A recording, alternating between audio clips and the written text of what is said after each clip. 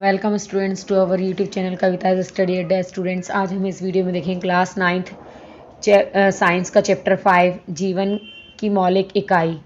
इस चैप्टर के हम इस वीडियो में अभ्यास प्रश्न सॉल्व करेंगे।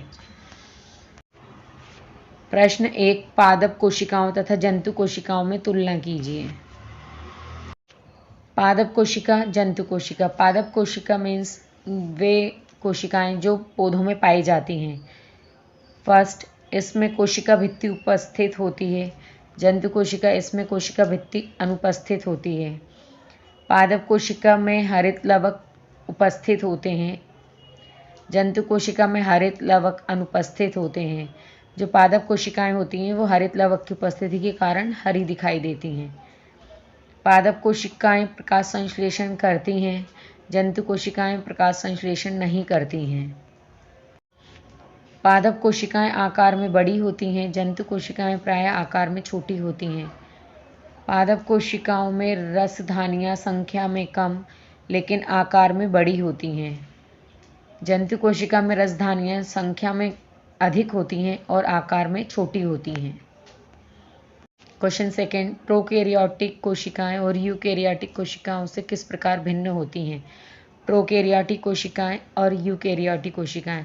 प्रोकैरियोटिक कोशिकाएं ये आकार में प्रायः छोटी होती हैं। यूकैरियोटिक कोशिकाएं ये आकार में बड़ी होती हैं।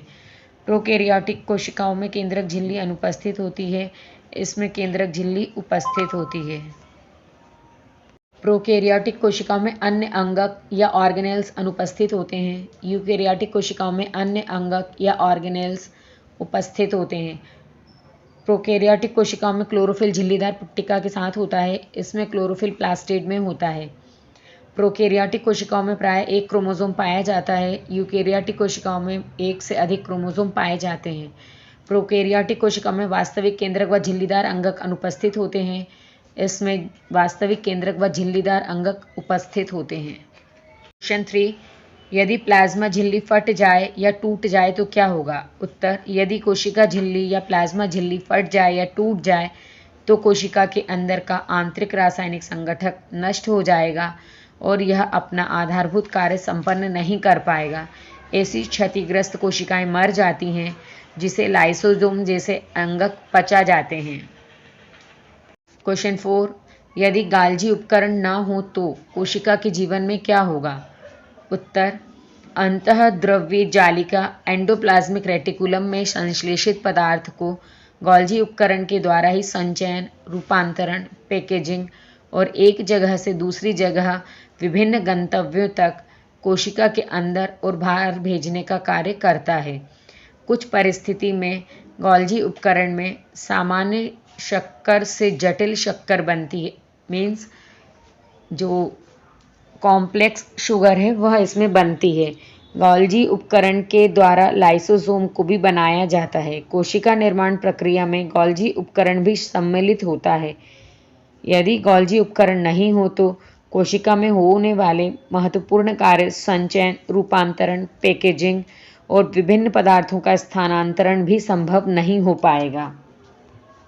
नेक्स्ट क्वेश्चन, कोशिका का कौन सा अंगक या ऑर्गेनेल बिजलीघर या पावर हाउस का कार्य करता है और क्यों। उत्तर, माइटोकॉन्ड्रिया को कोशिका का बिजलीघर या पावर हाउस कहते हैं। माइटोकॉन्ड्रिया जीवन की विभिन्न रासायनिक क्रियाओं को करने के लिए एटीपी के रूप में ऊर्जा प्रदान करता है और यह आवश्यक उपयोगी ऊर्जा संचित होती है। माइटोकॉन्ड्रिया के पास अपना डीएनए तथा राइबोसोम होता है। अतः माइटोकॉन्ड्रिया अपना कुछ प्रोटीन स्वयं बनाते हैं। अतः इसलिए माइटोकॉन्ड्रिया को कोशिका का बिजली घर कहा जाता है। नेक्स्ट क्वेश्चन, कोशिका झिल्ली को बनाने वाले लिपिड तथा प्रोटीन का संश्लेषण कहाँ होता है। उत्तर, कोशिका झिल्ली को बनाने वाले लिपिड तथा प्रोटीन का संश्लेषण अंतःप्रद्रव्य जालिका एंडोप्लाज्मिक रेटिकुलम में होता है। एंडोप्लाज्मिक रेटिकुलम के दो भाग होते हैं। पहला, खुरदुरी अंतःद्रव्य जालिका या रफ एंडोप्लाज्मिक रेटिकुलम RER। यह कोशिका झिल्ली को बनाने वाले प्रोटीन का संश्लेषण करता है। इस पर राइबोसोम लगे होते हैं जो कि दानों के समान होते हैं, इसलिए ये खुरदुरी होती है। चिकनी अंतःद्रव्य जालिका स्मूथ एंडोप्लाज्मिक रेटिकुलम, यह वसा तथा लिपिड का संश्लेषण करता है। नेक्स्ट क्वेश्चन, अमीबा अपना भोजन कैसे प्राप्त करता है? उत्तर, अमीबा अपना भोजन एंडोसाइटोसिस प्रक्रिया से प्राप्त करता है। चूंकि अमीबा एक कोशिकीय जीव होता है, एक कोशिकीय जीवों में कोशिका झिल्ली के लचीलेपन के कारण जीव बाह्य पर्यावरण से अपना भोजन ग्रहण करते हैं और कोशिका झिल्ली पुनः अपनी पूर्व अवस्था में आ जाती है। इसके बाद कोशिका पदार्थ ग्रहण कर पचा जाती है। इस प्रक्रिया को एंडोसाइटोसिस अथवा फेगोसाइटोसिस कहते हैं। क्वेश्चन 9, परासरण क्या है? उत्तर, जब जल के अणु वर्णात्मक पारगम्य झिल्ली द्वारा जल की उच्च सांद्रता से जल की निम्न सांद्रता की ओर गति करते हैं तो इस प्रक्रिया को परासरण कहते हैं। क्वेश्चन 10, निम्नलिखित परासरण प्रयोग करें। छिले हुए आधे आधे आलू के 4 टुकड़े लीजिए। इन चारों को खोखला करिए जिससे कि आलू के कप बन जाएं।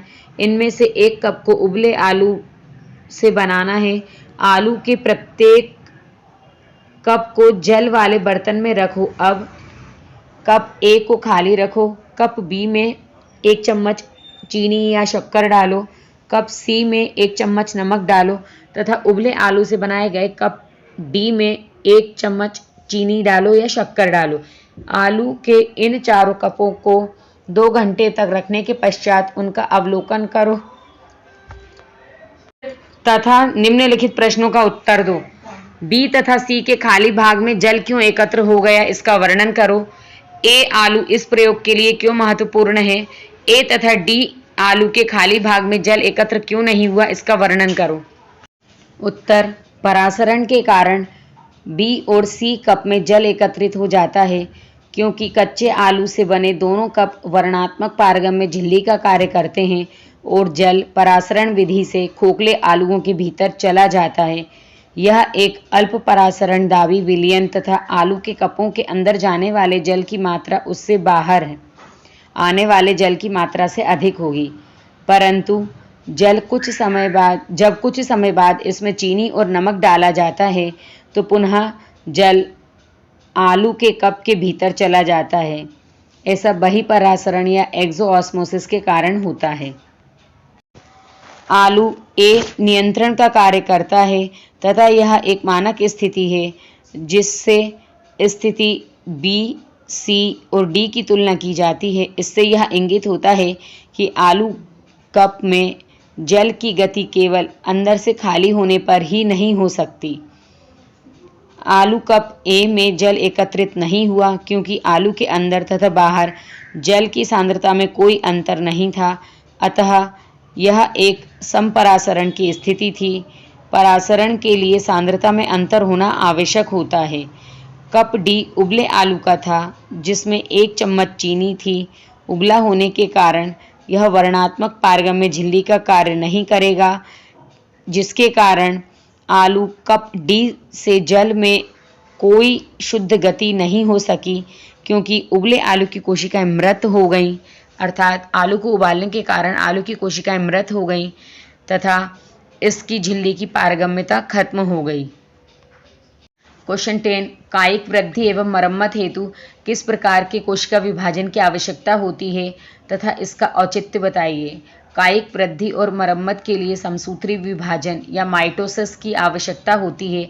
सूत्री विभाजन के फलस्वरूप कायिक कोशिकाएं अर्थात सोमेटिक सेल्स का निर्माण होता है जिससे वृद्धि और मरम्मत के लिए अतिरिक्त कोशिकाएं मिलती रहती हैं, अर्थात जो शरीर की वृद्धि होती है और घावों की या चोट लगने पर जो मरम्मत होती है वे कायिक कोशिकाओं में समसूत्री विभाजन के कारण होता है। क्वेश्चन 11, युग्मकों के बनने के लिए किस प्रकार का कोशिका विभाजन होता है, इस विभाजन का महत्व बताइए। उत्तर, युग्मकों अर्थात गैमेट्स के बनने के लिए अर्धसूत्री कोशिका विभाजन अर्थात मियोसिस होता है। जनन के लिए कोशिकाएं बनती हैं जिनमें गुणसूत्रों की संख्याएं मात्र कोशिकाओं के समान हो जाती हैं। इससे संतति का निर्माण होता है तथा वंश में वृद्धि होती है। स्टूडेंट्स, आई होप आपको ये वीडियो पसंद आया होगा। यदि आपको ये वीडियो पसंद आया है तो आप इसको लाइक कर सकते हैं, शेयर कर सकते हैं और इसी प्रकार के अन्य वीडियोज़ के लिए हमारे चैनल को सब्सक्राइब कर सकते हैं। मिलते हैं नेक्स्ट वीडियो में।